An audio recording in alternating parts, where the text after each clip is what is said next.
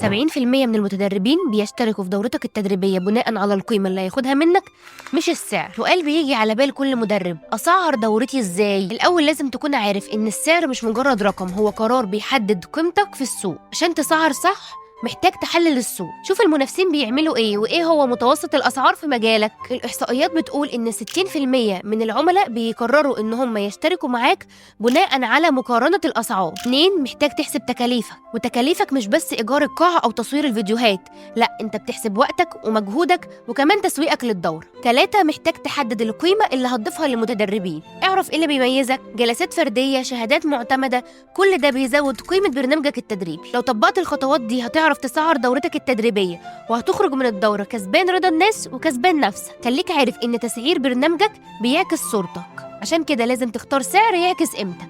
ولو عايز مساعدة اكتر احجز استشارة مجانية دلوقتي وما تنساش تعمل لنا فولو.